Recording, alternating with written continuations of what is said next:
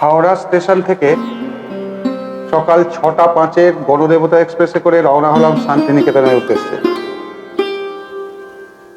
শান্তিনিকেতনের মনোমুগ্ধকর প্রকৃতির আনন্দ নিতে কে না চায়। যদিও রবীন্দ্রনাথ ঠাকুরের স্মৃতিধন্য এই মুক্তাঞ্চল আজ যাবতীয় বিতর্কের কেন্দ্রে।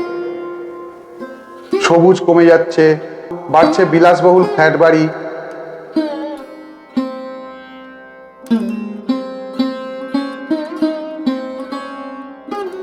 বেলা 9টা নাগাদ আমরা বোলপুর শান্তিনিকেতন স্টেশনে নামলাম। শান্তিনিকেতন বলতেই পর্যটকদের চোখে ভাসে বিশ্বভারতী প্রাঙ্গণ, আম্রকুঞ্জ, ছাতিমতলা, ভুবনডাঙ্গার মাঠ, সোনাঝুরি, সৃজনী শিল্পগ্রাম ইত্যাদি। এসব জায়গায় তো যাবই, কিন্তু সবার প্রথমে আপনারা নিয়ে যাব বোলপুর সুরুল গ্রামে সুরুল রাজবাড়ি দেখা। আমাদের দুদিনের প্ল্যান ছিল। শনিবার সকালে গিয়ে পৌঁছলাম, শনিবার রবিবার দুদিন থেকে দুদিনে শান্তিনিকেতন ঘুরে দেখে সোমবার সকালে ফিরব, এই প্ল্যান ছিল আমাদের। প্রতিটি রাজবাড়ির কোনো না কোনো গল্প বহন করে। ইতিহাসের পাতায় সেই গল্পগুলি কখনো হয়ে ওঠে রঙিন, আবার কখনো পুরাতন হয়ে জীর্ণতা প্রাপ্ত হয়। বোলপুর শান্তিনিকেতন শুধু বসন্ত উৎসব কিংবা রবীন্দ্রনাথ ঠাকুরের জন্য বিখ্যাত এমন নয়। এখানে এমন অনেক অজানা জায়গা রয়েছে যার সম্বন্ধে হয়তো অনেকের তেমন ধারণা নেই। ঠিক সেরকমই একটি অচেনা জায়গা হলো সুরুল রাজবাড়ি। কিছুক্ষণ জিরিয়ে নিয়েই আমরা রওনা হলাম সুরুল রাজবাড়ির উদ্দেশ্যে। বীরভূম জেলায় অবস্থিত প্রায় 300 বছরের পুরনো সুরুল সরকার বাড়ি, যা সুরুল রাজবাড়ি নামে পরিচিত। অনুমান করা হয় অষ্টাদশ শতাব্দীতে বর্ধমানের বাঁকা নদীর ধারে নীলপুর গ্রামে ভরতচন্দ্র সরকার নামে এক অভিজাত ধার্মিক ব্যক্তি বাস করতেন। ভরতচন্দ্র এবং তার স্ত্রীর বহু প্রচেষ্টার পরেও তাদের কোনো সন্তান না হওয়ায় তারা বারাণসীতে তীর্থযাত্রা করবেন বলে মনস্থির করেন। কিন্তু বারাণসী যাওয়ার পথে একটু যাত্রা ভঙ্গ করার জন্য তারা এসে পৌঁছায় এই বীরভূমের সুরুলে। এখানে এসে তারা তাদের গুরুদেব বাসুদেব ভট্টাচার্যের বাড়িতে থাকতে শুরু করেন। এই বাড়িতে শ্যামসুন্দর নিত্য পূজিত হতেন, তাই দেখে ভরতচন্দ্র সরকার এবং তার স্ত্রী শ্যামসুন্দরের পুজো করতে শুরু করেন এবং তারা একটি পুত্র সন্তান লাভ করেন, যার নাম রাখেন কৃষ্ণহরি। শোনা যায় এই পরিবারের আসল পদবী সরকার নয়, আসল পদবী ঘোষ। ইংরেজদের কাছ থেকে সরকার পদবী তারা পেয়েছিলেন। কৃষ্ণহরির পুত্র শ্রীনিবাস ইংরেজদের সঙ্গে ব্যবসা করে বিশাল প্রতিপত্তি করেছিলেন। এদের মূলত নীল চাষ এবং জাহাজের পাল তৈরির ব্যবসা ছিল। ভরতচন্দ্র সরকারের আমল থেকে এই রাজবাড়িতে দুর্গাপুজো শুরু হয়। সামনে দুর্গা মণ্ডপ দেখা যায়। পুজোটির আনুমানিক বয়স মোটামুটি ভাবে প্রায় 300 বছরের কাছাকাছি ধরা যায়। চতুষ্কোণ রাজবাড়ির মধ্যস্থিত নাট মন্দির সমন্বয়ে গড়ে ওঠা এই সুরুল রাজবাড়ির পুজো কিন্তু কলকাতার বেশ কিছু বনেদি পরিবারের পুজোর সমতুল্য। তবে এই রাজবাড়ির পুজো মূলত দুই ভাগে করা হয়, বড় তরফ এবং ছোট তরফ। মানে ফ্যামিলি ভাগ হয়ে গেছিল আগে কোনোদিন। তবে দুই তরফের পুজোয় কিন্তু এখনো সাবেকিয়ানা বর্তমান, আলাদা আলাদা ট্রাস্ট রয়েছে। ছোট তরফের বাড়িতে গেলে এখনো সেই পুরনো প্রাচীন টেরাকোটা মন্দির দেখতে পাওয়া যায়, যেগুলি এই রাজবাড়ির পূর্বপুরুষদের সময় চিহ্নিত করে। এই মন্দিরগুলির কাজ দেখার জন্য বহু দূর থেকে মানুষজন ঘুরতে আসেন। আপনারা সেই মন্দির দেখতে পাবেন।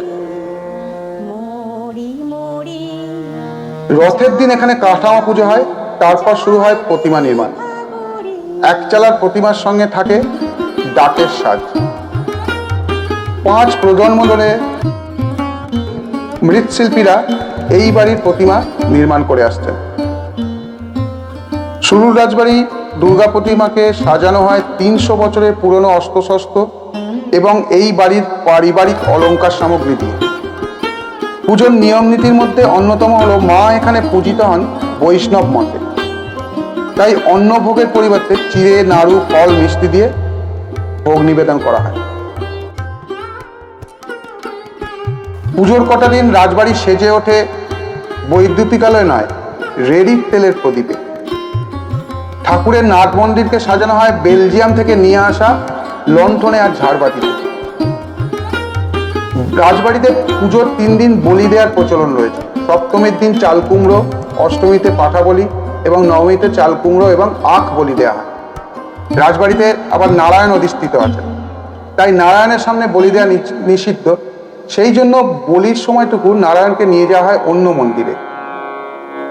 বলি হয়ে যাওয়ার পরে পুনরায় তাকে আবার ফিরিয়ে নিয়ে আসা হয়। পূর্বে রাজবাড়ির পুজোয় বসত যাত্রাপালা এবং তা দেখার জন্য দূর দূরান্ত থেকে লোকজন ছুটে আসত। সময় বদলায়, তাই এখন অতটা লোকের সমাগম হয় না রাজবাড়িতে। তবে এই রাজবাড়ির প্রতিটি সদস্য দেশে বিদেশে যে প্রান্তেই থাকুক না কেন, পুজোর সময় তারা প্রত্যেকে ফিরে আসে নিজের বাড়িতে। সরকার রাজবাড়ি থেকে বেরিয়ে পূর্ব দিকে গেলে রয়েছে টেরাকোটার তৈরি একটি পুরনো শিব মন্দির।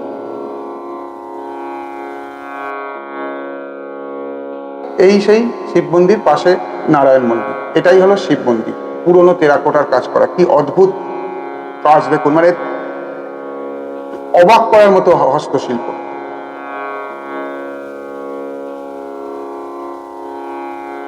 শুরু রাজবাড়ির সঙ্গে ঠাকুর বাড়ির সম্পর্ক কিন্তু বেশ নিবিড় ছিল। রবীন্দ্রনাথ ঠাকুর এবং রথীন্দ্রনাথ ঠাকুর এই রাজ পরিবারে এসে বেশ কিছুদিন সময় কাটিয়েছেন। এছাড়াও মহর্ষি দেবেন্দ্রনাথ ঠাকুরের শান্তিনিকেতনের বেশ কিছু জমি রাজ পরিবারের তরফ থেকে প্রদান করা হয়েছিল। এই রাজবাড়িতে বেশ কিছু চলচ্চিত্র শুটিংও হয়েছে। তার মধ্যে অন্যতম হলো হীরক জয়ন্তী, প্রতিশোধ, দেবদাস, প্রদীপের পরবিবাক্স, বলিদান, সমাপ্তি, গয়নার বাক্স আর সাম্প্রতিক টিভি সিরিয়াল দিতিপ্রিয়ার রানী রাসমণি, এইসবের শুটিং এই রাজবাড়িতে হয়েছিল। কি অপূর্ব শিল্পকর্ম, দেখে চোখ জুড়িয়ে যায়। এই মন্দিরটি শিব মন্দির। ওই সময় বন্ধ ছিল, সবকটা মন্দিরই বন্ধ ছিল, তালা দেওয়া ছিল, দর্শন করতে পারেনি, বাইরে থেকেই দর্শন করে ফিরে আসতে হয়েছে। আর ওই পেছনে রয়েছে দুর্গা মন্দির, দুর্গা মণ্ডপ, যেখানে দুর্গা পুজো হয় আর কি। রাজবাড়িতে এক তরফের পুজো হয় আর এখানে এক তরফের পুজো হয়।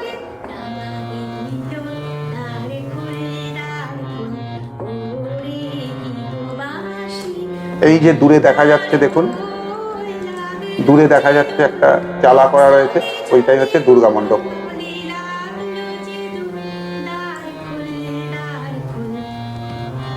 এরপরে আমরা পৌঁছে গেলাম সৃজনী শিল্পগ্রামে। কেন্দ্রীয় সরকারের অনুদানপ্রাপ্ত পূর্বাঞ্চল সংস্কৃতি কেন্দ্রের অন্তর্গত এই সৃজনী শিল্পগ্রাম শিল্পপ্রেমীদের কাছে বেঁচে থাকার রসদ। এই শিল্পগ্রাম নির্মাণ করার প্রধান উদ্দেশ্য ছিল উত্তর পূর্ব ভারতের রাজ্যগুলির শিল্প জীবনধারা, সাহিত্যকর্ম সাধারণ মানুষের সামনে তুলে ধরা।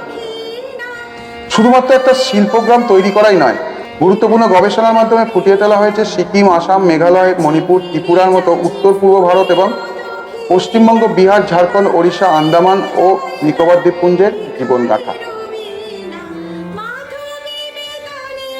ইস্টার্ন জোনাল কালচারাল সেন্টার অর্থাৎ পূর্বাঞ্চল সংস্কৃতি কেন্দ্র সাংস্কৃতিক প্রয়াস এই সৃজনী শিল্পগ্রাম।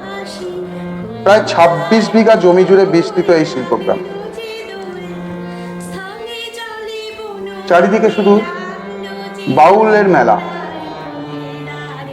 এখানে অনেক জায়গায় দেখলাম বাউল সঙ্গীত, বাউলরা বসে গান করছে।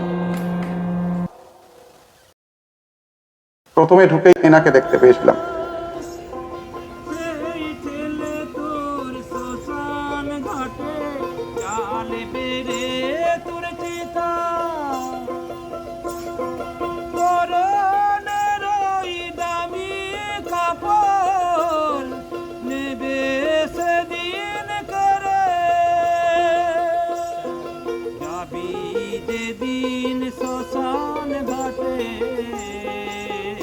রাজ্যগুলোর শিল্প ও সম্ভাবনা তুলে আনা হয়েছে 9টি পৃথক কুঁড়ে ঘরের মধ্যে, অর্থাৎ জাদুঘরগুলি কুঁড়ে ঘরের আকারে তৈরি করা হয়েছে।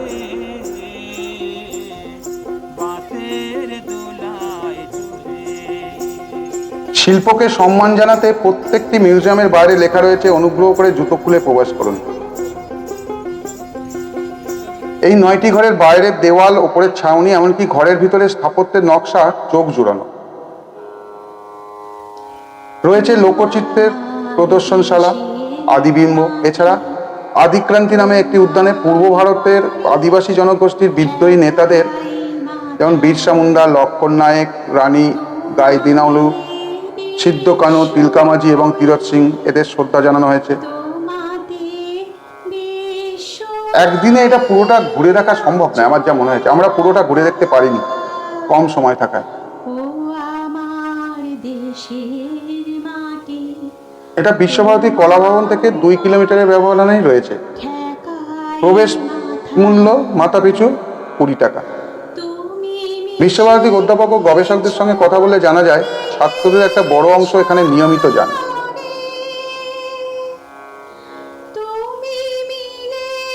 বোলপুর ছাড়াও বীরভূমের নিকটবর্তী প্রত্যন্ত নানান স্কুলের ছাত্রছাত্রী, এমনকি বিহার ঝাড়খণ্ডের বহু পড়ুয়াদের নিয়ে আসা হয় এই শিল্পগ্রামে।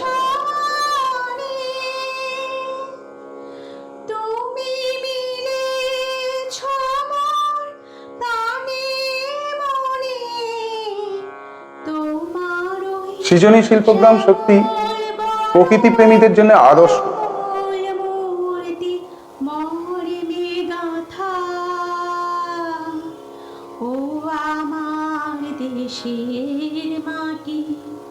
এখানে এলে যেন মনে হয় সেই পথ হারা পথিকের মতোই হারিয়ে যায়। মন বলে ওঠে, আমি পথ ভোলা এক পথিকে এসেছি, সন্ধ্যা বেলার চামেলি গো, সকাল বেলার মল্লিকা, আমায় চেনো কি? আমি পথ ভোলা এক পথিকে এসেছি। চিনি তোমায় চিনি নবীন পান্থ, বনে বনে ওরে তোমার রঙিলে বসন প্রান্ত, ফাগুন পাতের উতলাগ চৈত্র রাতের উদাসী, তোমার পথে আমরা ভেসেছি, আমি পথ ভোলা এক পথিকে এসেছি।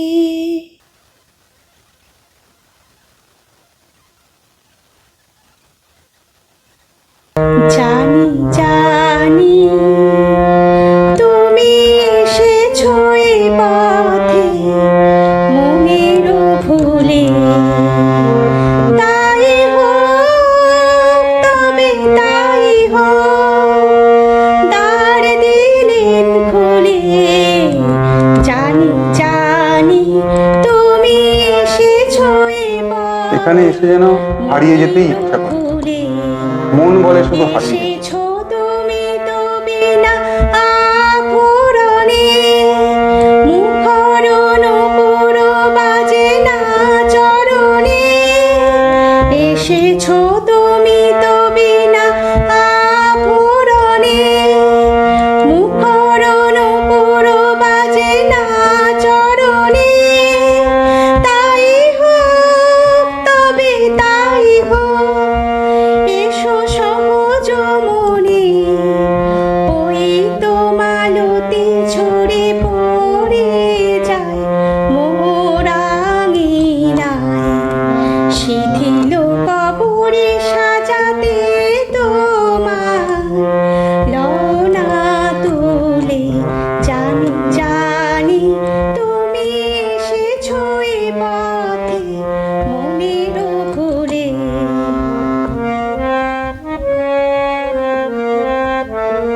যারা ফটো তুলতে ভালোবাসে তাদের তো ফটো তোলা শেষ হবে না এখানে। সারাদিনই মনে হবে ফটো তুলে যাই। নাই একেবারে সুর বাঁধা নাই বিনারো তারে, তাই এই সমস্ত মূর্তি অবশ্য বর্তমান শিল্পীদের সৃষ্টি। মন পারে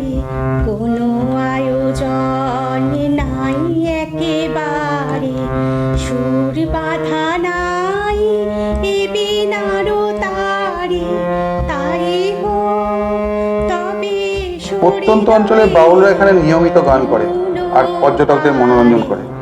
তাছাড়া সাঁওতালি মেয়েদের দল আছে, তারা সাঁওতালি নৃত্যের মাধ্যমে পর্যটকদের মনোরঞ্জন করে।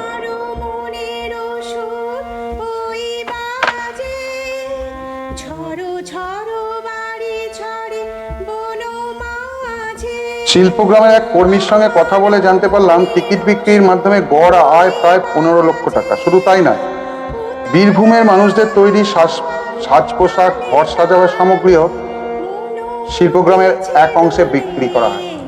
জানি জানি তুমি এসেছো এ পথে মনের ভুলে, তাই হোক তবে তাই হোক, দ্বার দিলেন খুলে।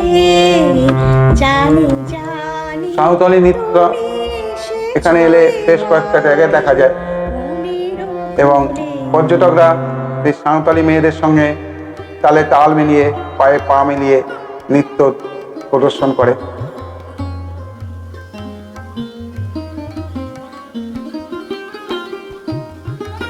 এখানেই আপনারা দেখতে পাবেন। এটা একটা প্রধান আকর্ষণ বলা যায়।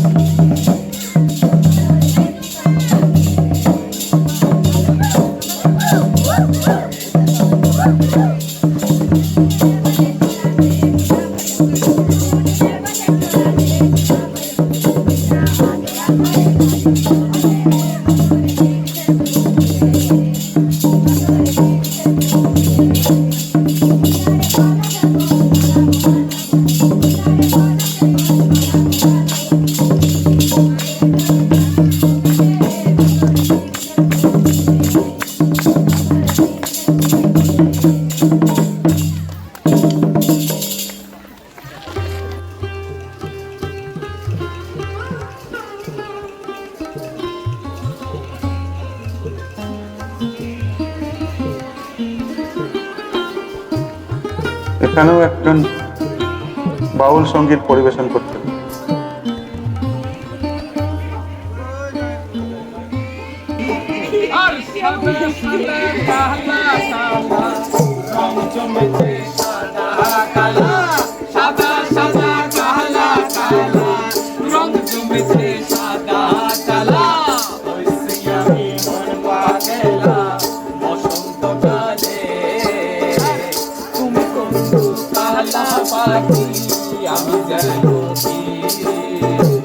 বসন্তকালে বলতে পারি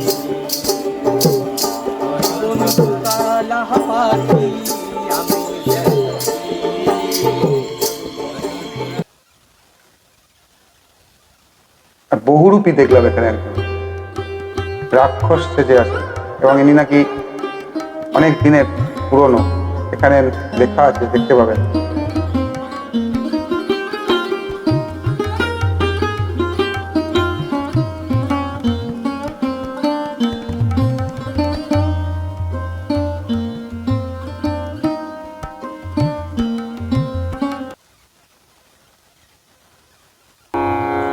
সুখী আছে যারা, সুখে থাক তারা, সুখের বসন্ত সুখী হোক সারা। দুঃখিনী নারী নয়নের সুখী জানি যেন দেখিতে না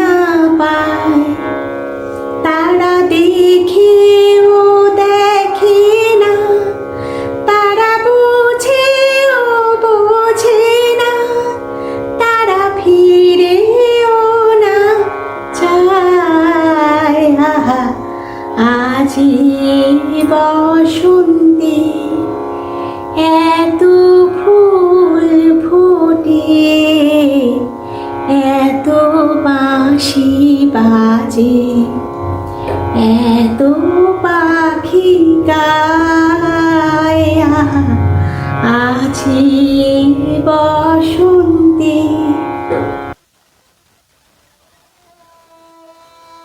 এরকম বহু নিদর্শন আছে, হয়তো সবকটা জিনিস বা সব কিছু জিনিস আপনাদের দেখাতে পারলাম না, কারণ আমরা নিজেরাই পুরোটা ঘুরে উঠতে পারিনি। এরপরে আমরা চলে এলাম বিশ্বভারতীর ক্যাম্পাসে। তার আগে দেখে নিলাম প্রতীচী অর্থাৎ অমর্ত্য সেনের বাড়ি।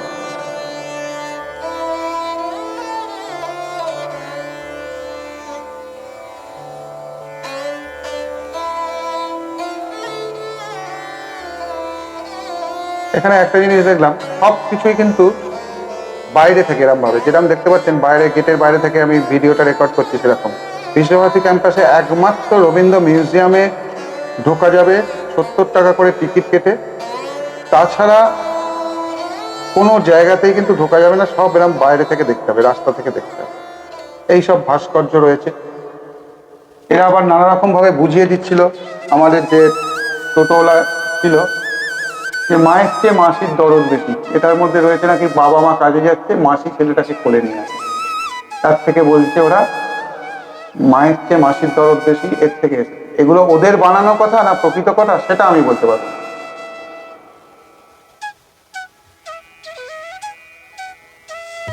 এই লাইনে সব কলা ভবন থেকে শুরু করে ইউনিভার্সিটির সব কিছু আছে, কিন্তু সব কিছুই বাইরে থেকে দেখতে হচ্ছে।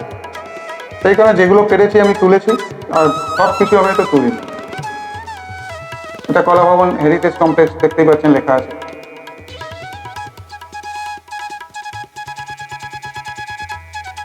বাইরে দাঁড় করাচ্ছে গাড়ি, সেখান থেকে ওরা কিছু কিছু বলে দিচ্ছে, সেই অনুযায়ী আমরা দেখে নিচ্ছি এবং বাইরে দেখি। ওখানে আর একটা স্কাল্পচার রয়েছে।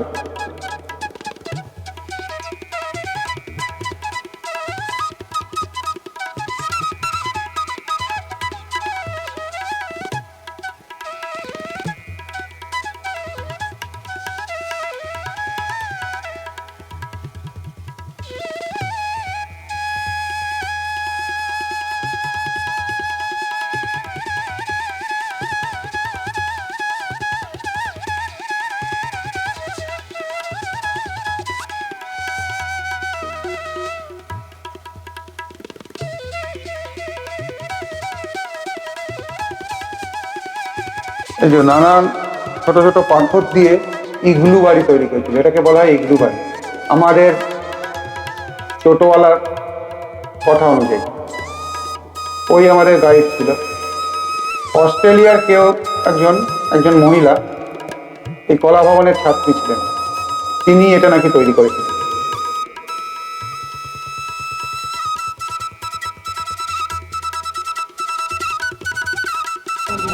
এইটাই হলো ৩ তলা।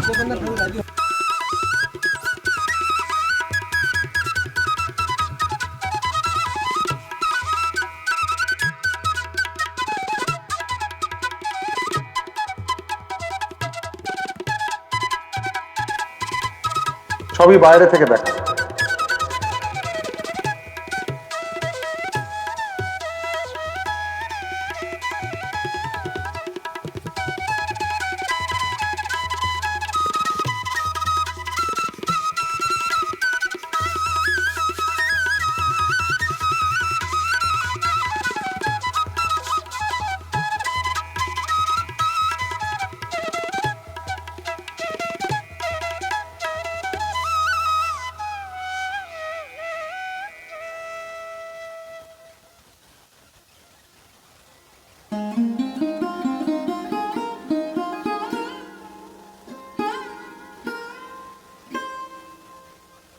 এটা হলো উপাসনা গৃহ। এখানে আবার টালি এসেছে বেলজিয়াম থেকে, কাঁচ এসেছে জাপান থেকে, আমাদের টোটোওয়ালার ভার্সন অনুযায়ী।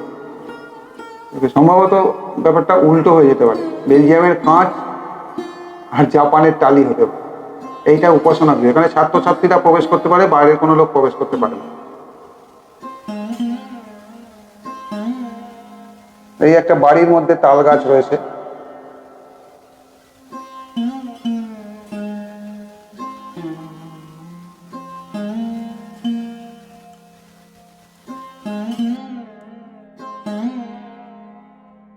গাছটার নিচে যে বাড়িটা রয়েছে মাটির বাড়িতে থাকতেন ব্রহ্মচর্যের সময় শিক্ষক তেজেশ চন্দ্র সেন। এখানে লেখা আছে, এটা হলো তালধ্বজ।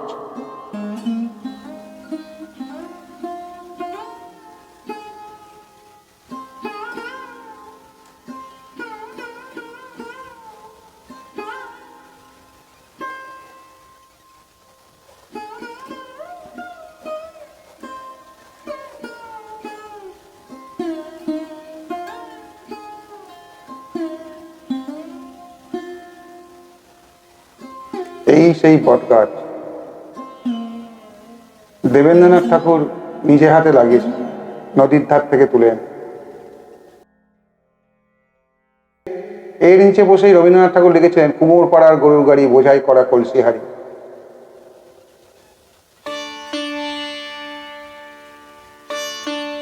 স্ত্রী নামে পরিচিত মৃণালী দেবী আনন্দ পাঠশালা। আনন্দ পাঠশালা। মৃণালী দেবী আনন্দ পাঠশালা রবি ঠাকুর স্ত্রী নামে পরিচিত। ওই যে গাছের নিচে বেদি করা আছে, এখানে মাস্টারমশাইরা বসে আর বাচ্চাদের নিচেতে ক্লাস হয়। আচ্ছা, ওপেন ক্লাস হয় বাচ্চাদের। আর ওই যে ওই যে ঘরের বাড়িটা দেখা যাচ্ছে, ওই ঘরের বাড়িটার নাম হচ্ছে দেহুলি বাড়ি। দেহুলি। বেগুলি। রবি ঠাকুর যখন মারা গিয়েছিলেন কলকাতা জোড়াসাঁকোর পরিবারে, উনি তো এখানে বসবাস করতেন, তার জন্য ওই কলকাতা থেকে মৃতদেহ এনেছিলেন এই বাড়িতে রাখার জন্য 2 মিনিট। তার জন্য নাম দিয়েছে, বাড়িটার নাম দিয়েছে দেহুলি বাড়ি। আচ্ছা। আর রবি ঠাকুরের প্রথম ওইটা গেস্ট হাউস, এই যে চাঁদির বাড়ি, দোতলা বাড়ি, হ্যাঁ, ওই বাড়িটার নাম হচ্ছে গেস্ট হাউস বাড়ি। রবি ঠাকুরের প্রথম কেউ যদি গেস্ট আসতো ওইখানে থাকতে দিতেন উনি, তার জন্য নাম দিয়েছে রবি ঠাকুর গেস্ট হাউস বাড়ি। আর এই বাড়িটার নাম হচ্ছে দেহুলি বাড়ি। আচ্ছা, আর এটা হচ্ছে পুরোটাই হচ্ছে রবি ঠাকুরের স্ত্রী নামে পরিচিত মৃণালী দেবী আনন্দ পাঠশালা। এখানে বাচ্চাদের ওপেন ক্লাস হয়। আচ্ছা,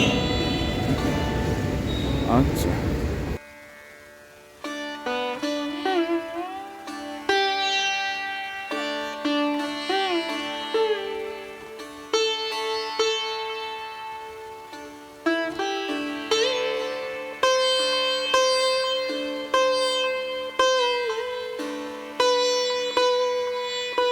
রবীন্দ্র মিউজিয়ামে যা কিছু আছে,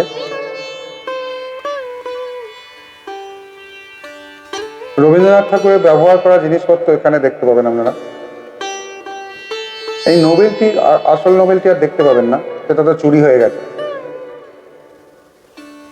রবীন্দ্রনাথ ঠাকুরের ব্যবহৃত গাড়ি,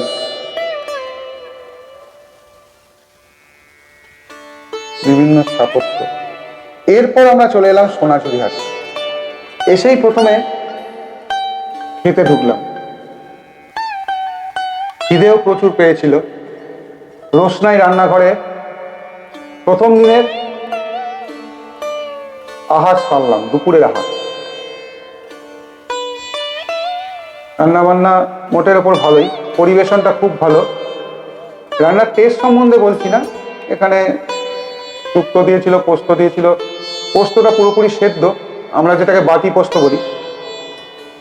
হালকা খাবার এটুকু বলতে পারি, এবং খারাপ নয়, ভালো। খুব সুস্বাদু খাবার আশা করবেন না। যারা প্রকৃত ভালো খান তারা কিন্তু, তাদের হয়তো নাও ভালো লাগতে পারে। নানা রকম জিনিস দিচ্ছে সাজিয়ে গুছিয়ে, মিষ্টি, চাটনি, পাঁপড়, 2 রকম তরকারি। আর একটা জিনিস কি, এটা কিন্তু প্লেট সিস্টেম নয়, পেট ভরা খাবার, যতটা চাইবেন ততটাই দেবে। ভাত যতবার দেবে, তরকারিও ততবার দেবে। ব্যবস্থাপনা খুবই ভালো, এবং ওদের সার্ভ করাও খুব। তারপরে আমরা এই হাট ঘুরতে যাই। হাটে আমরা পরপর 2 দিনই এসেছিলাম। দ্বিতীয় দিন তো প্রথমেই হাটে চলে এসেছিলাম। প্রথম দিনে এত কিছু ঘুরে এসে হাট থেকে অনেকটা ক্লান্ত হয়ে পড়েছিলাম, খুব বেশি ঘুরতে পারিনি, তাই জন্য দ্বিতীয় দিনেও এসেছি। বীরভূম তথা শান্তিনিকেতনের অন্যতম আকর্ষণ এই সোনাঝুরি খোয়াই। শান্তিনিকেতন লাগোয়া সেচ ক্যানেলের দুপাশেই রয়েছে খোয়াই বন। শীত পড়তেই এই বন হয়ে ওঠে পর্যটন ক্ষেত্র। এমনকি পৌষ উৎসবের সময়ও পর্যটকদের কাছে বাড়তি আকর্ষণ এই সোনাঝুরি বনের ভেতরে খোয়াই হাট। এখন যদিও সারা বছরই ভিড় জমে সোনাঝুরিতে, তবে শীতকালে এই ভিড় উপচে পড়ে, বিশেষ করে পৌষ মেলার সময়।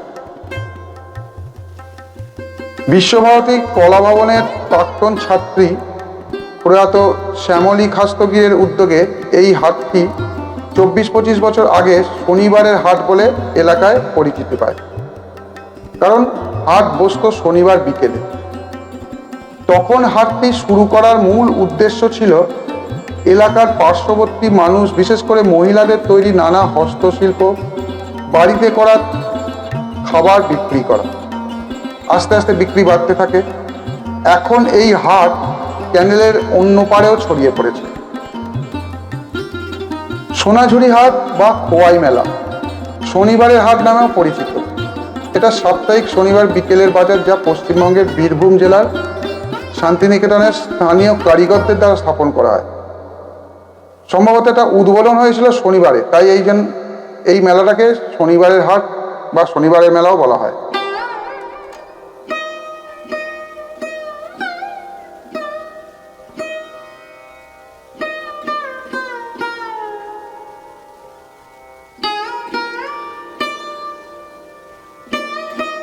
বাংলায় খোয়া শব্দের অর্থ ক্ষয়। এই খোয়াই অঞ্চলটি বায়ু এবং জলের কারণে ক্রমাগত ক্ষয়ের ফলে ছোট ছোট গিরিখাতের একটি ভৌগোলিক গঠন। এই স্থানটির একদিকে শ্যামবাটি খাল, অন্যদিকে লাল ল্যাটেরাইট মাটিতে বেড়ে ওঠা সোনাঝুরি গাছের বন দ্বারা চিহ্নিত করা হয়েছে। এটা বিখ্যাত খোয়াই নদী দ্বারা বেষ্টিত। নামটি অঞ্চলের বৈশিষ্ট্যের প্রতিফলন। খোয়াই মেলা নামটি নির্দেশ করে যে শনিবারে স্থানীয় কারিগররা খোয়াই নদীর তীরে খোয়াই অঞ্চলে এই মেলা স্থাপন করেছিলেন।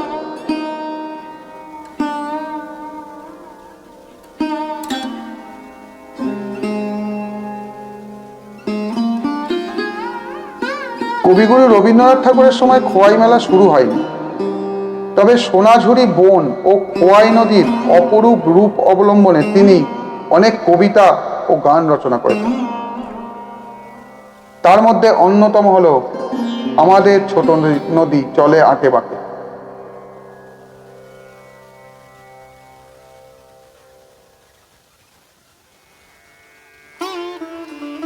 খোয়াই মেলা মূলত স্থানীয় জনগণ এবং সাঁওতালি উপজাতির শিল্প, সঙ্গীত এবং গানগুলোকে বৃহত্তর পরিসরে অন্বেষণ করতে শুরু করেছিল। এই মেলার প্রধান আকর্ষণ সাশ্রয়ী মূল্যের হস্তনির্মিত শিল্পকর্ম, যেমন এমব্রয়ডারি করা skirt, blouse, salwar kameez, kurta, shirt, বিভিন্ন ধরনের ব্যাগ এবং পার্স, হস্তশিল্প, নেকলেস, কানের দুল, দেয়ালে ঝুলানো শোপিস ইত্যাদি। স্থানীয় বাউল গায়করা ঐতিহ্যবাহী লোকগান পরিবেশন করেন। সৃজনী শিল্পগ্রামের মতো এখানেও সাঁওতালি উপজাতিরা তাদের লোকনৃত্য উপস্থাপন করে এবং পর্যটকরাও তাদের সঙ্গে পায়ে পা মেলায়।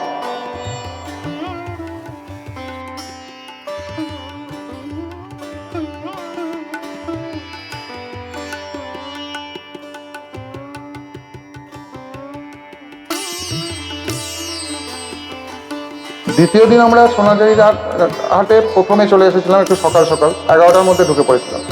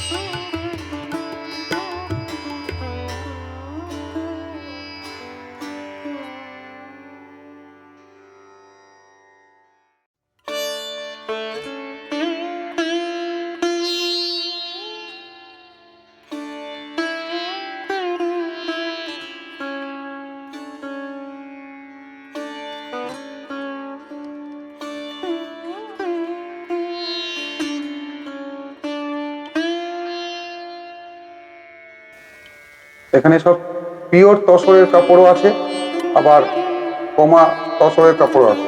ভালো ভালো কাপড়। যারা চেনেন জিনিস তারা বুঝতে পারবেন। কারণ দাম কিন্তু আমাদের এখানে কলকাতা হাওড়ার চাইতে অনেক কম দাম। যদি ওখান থেকে কেউ বিশ্বাস করে আনতে পারেন আমার মনে হয় ভালো হবে।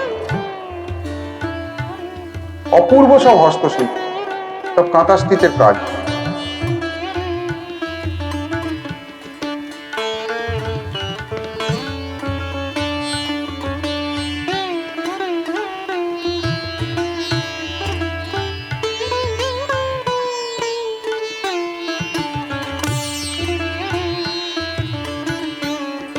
আর এই মেলাও একদিনে সম্পূর্ণ ঘোরা সম্ভব নয়। এমনি বেড়াতে গিয়ে জাস্ট মেলাটা দেখে আসবেন, তার জন্য একদিনের ঘোরা মানে কম্প্যাক্ট ট্যুরের মধ্যে ঘোরা ঠিক আছে।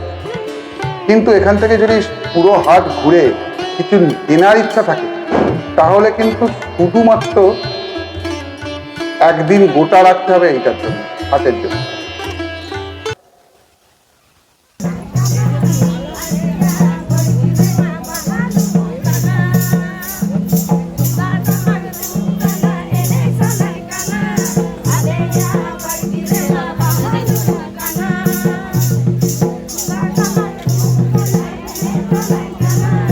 এইসব আদিবাসী স্ত্রীলোকরা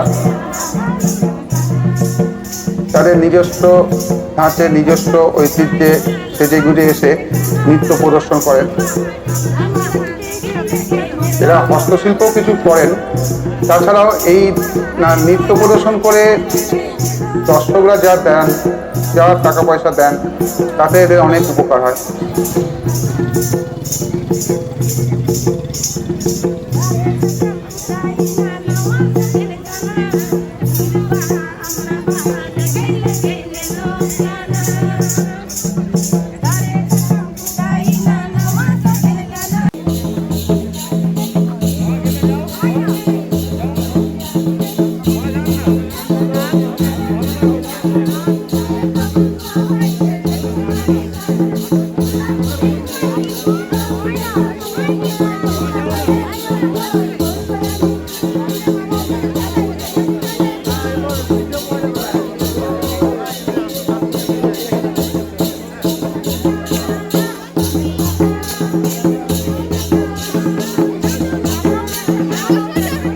দ্বিতীয় দিন প্রথমে গিয়ে একটু ঘোরার পরেই গলা শুকিয়ে গেছিল, তাই একটু গলা ভিজিয়ে নেয়া।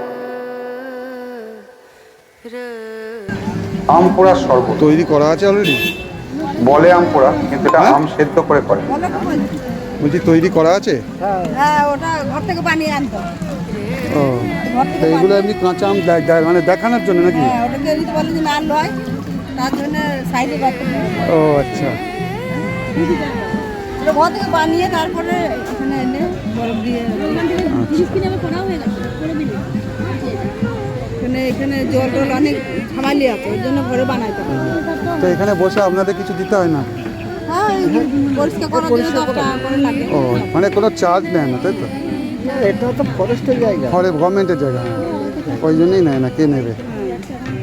সে পরিষ্কার জন্য তো দিতে হতে পারে। সব তো চিন্তা করে পরিষ্কার করার জন্য, মানে ওখানে দিন আগে।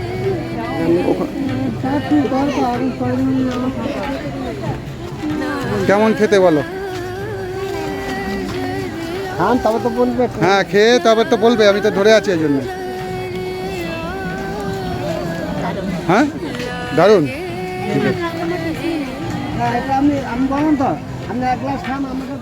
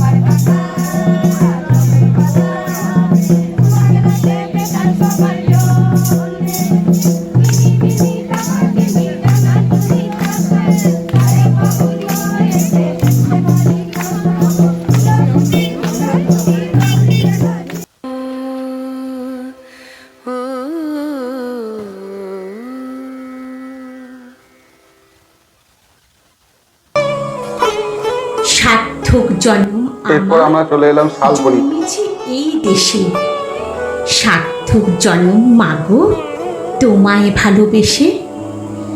জানি নে তোর ধনরত এই জায়গাটায় বহু সিনেমার শুটিং হয়েছে। মতো, শুধু জানি আমার অঙ্গ জুড়ায় তোমার ছায় এসে। কোন বনেতে জানি নে ফুল গন্ধে এমন করে আকুল, কোন গগনে ওঠে রে চাঁদ এমন হাসি হেসে। আখি মিলে তোমার আলো প্রথম আমার চোখ জুড়ালো, ওই আলোতেই নয়ন রেখে মুদব নয়ন শেষে। সার্থক জন্ম আমার জন্মেছে এই দেশে, সার্থক জন্ম মাগো তোমায় ভালোবেসে। রবীন্দ্রনাথের দেশে এসে এই রাঙামাটি দেখে রবীন্দ্রনাথের লেখাই কয়েকটা লাইন মনে পড়ে যায়। গ্রাম ছাড়া ওই রাঙামাটির পথ আমার মন ভোলায় রে। আহা আজি বসন্তে এত ফুল ফুটে, এত বাঁশি বাজে, এত পাখি গায়। আহা আজি বসন্তে সুখের হৃদয় কুসুম কোমল কারণাদরে আজি ঝরে যায়। কেন কাছে আসো, কেন মিছে হাসো, কাছে যে আসিত সে তো আসিতে না চায়। আহা আজি বসন্তে এত ফুল ফোটে, এত আমার স্ত্রী ও পুত্রের ফটো সেশন বাঁশি চলছে। বাজে, এত পাখি গায়। আহা আজি বসন্তে।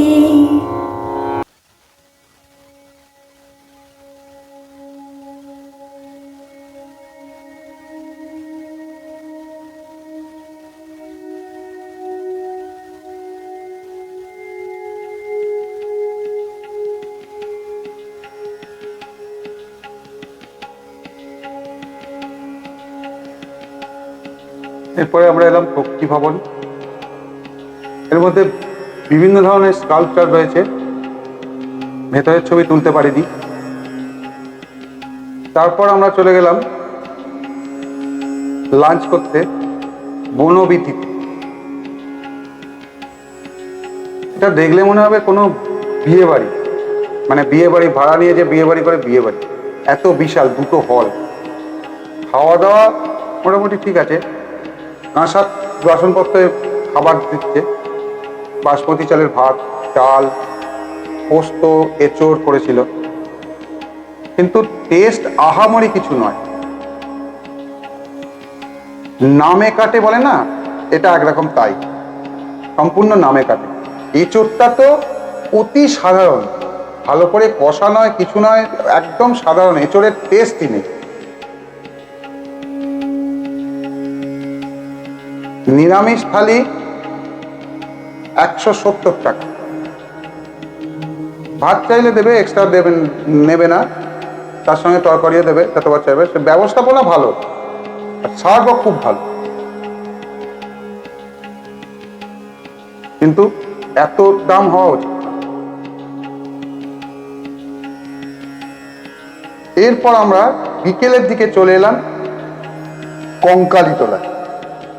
শান্তিনিকেতন বেড়াতে গেলে কঙ্কালীতলা মন্দিরে যাননি বা পুজো দেননি, এমন মানুষ খুব কম মিলবে। পর্যটকদের কাছে জনপ্রিয় তো বটেই, এই শক্তিপীঠ স্থানীয়দের কাছেও অত্যন্ত প্রসিদ্ধ। সন্ধেবেলা যাওয়ার প্রধান কারণ হলো এখানকার আরতি। বেনারসে যেমন গঙ্গার ধারে আরতি হয়, সেই ধাঁচে এই কঙ্কালীতলাতেও কোপাই নদীর ধারে আরতি হয়।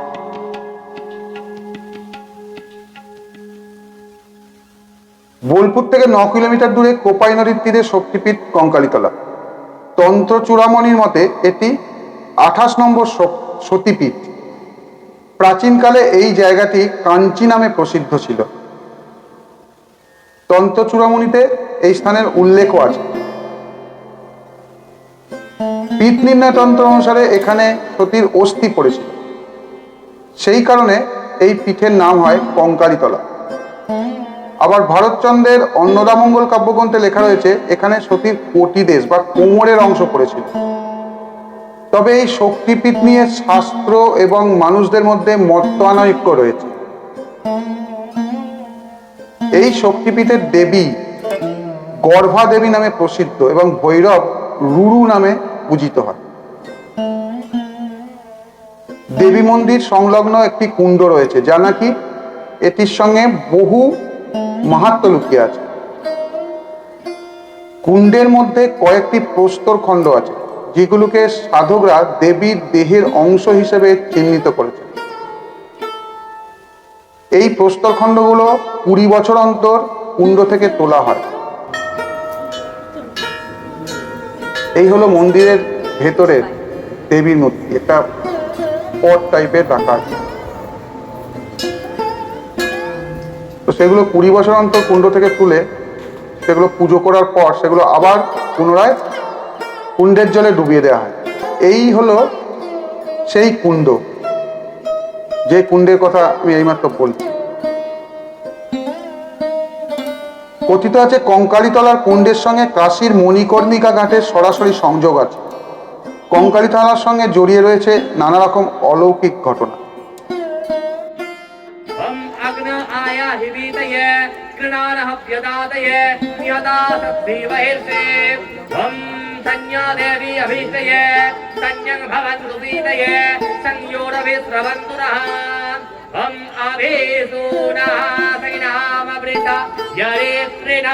सतं भवातु दिवे कया स्तुतभि प्रमन्दसे विषन् कया सत्यभ्यो आवराम् इन्द्रादिस्य राजते संज्ञा अस्तु देवदे संचतुष्पदे এই কোপাই নদীর ধারে এই আরতিটা হয়। এটা খুব বেশি দিন শুরু হয়নি, বছর খানেক খুব বেশি হলে শুরু হয়েছে, আগে হতো না এটা।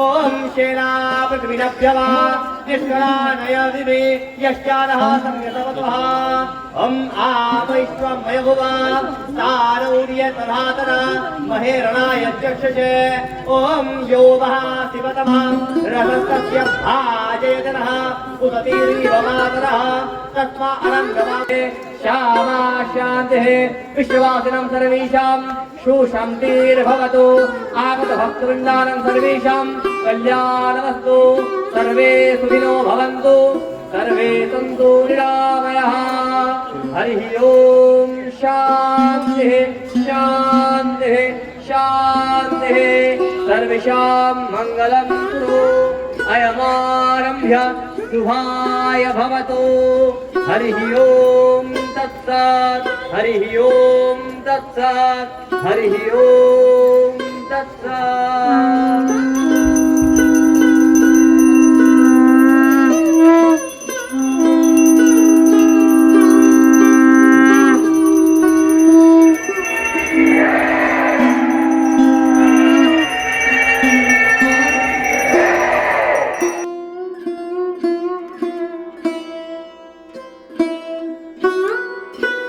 আর ওই কুণ্ডের ঈশান কোণে দেবী সতীর কাঁখাল নিমজ্জিত অবস্থায় রয়েছে বলে মনে করা হয়। মানে এইরকমই জনশ্রুতি আছে। দেবী ছাড়াও কুণ্ডে নাকি পঞ্চশিবেরও অবস্থান আছে। বিশ্বাস হলো যে কোমর বা কাঁখাল থেকে স্থানীয়ভাবে দেবীর নাম হয়েছে কঙ্কালী। তবে পৌরাণিকভাবে এখানকার দেবী বেদগর্ভা নামে পরিচিত। প্রচলিত নামানুসারেই এলাকার নাম হয়েছে কঙ্কালীতলা।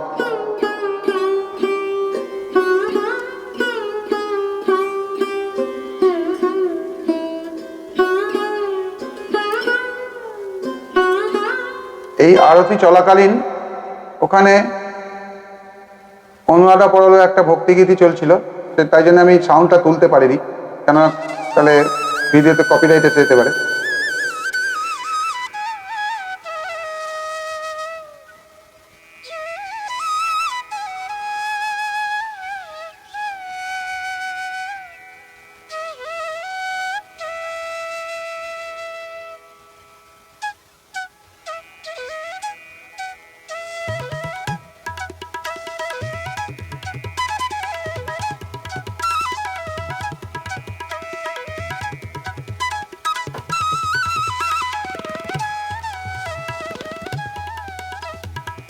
অতি সুন্দর লেগেছে আমাদের এই আরতি। আপনারা যারা এখানকার আরতি দেখেননি, শান্তিনিকেতন গেছেন কিন্তু কোনো কারণে আরতি দেখা হয়নি বা জানেন না আরতি হয়, এখনো তো অতটা প্রচার হয়নি, এই ভিডিওর মাধ্যমেই আমি জেনেছিলাম যেখানে আরতি হয়, ইউটিউবে ভিডিওর মাধ্যমেই জেনেছিলাম। তো আপনারা এখনো যারা জানেন না, এই ভিডিওটা যদি দেখেন তাহলে অবশ্যই আরতিটা দেখবেন। সন্ধেবেলা যাবেন এই কঙ্কালীতলায়, ভালো লাগবেই।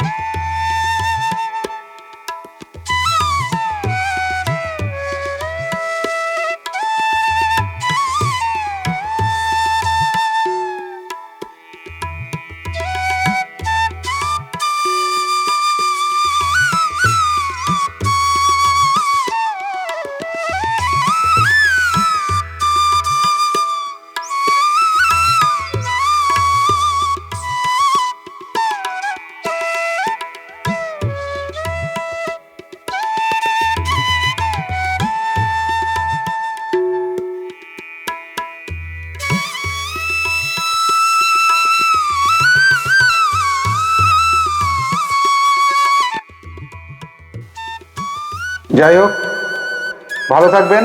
ভিডিও কেমন লাগলো কমেন্ট করে জানাবেন। আপনাদের কমেন্টের আশা রাখি, তাহলে আমি আরও ভালো ভিডিও বানাতে উদ্বুদ্ধ হব। ভালো থাকবেন সবাই, নমস্কার।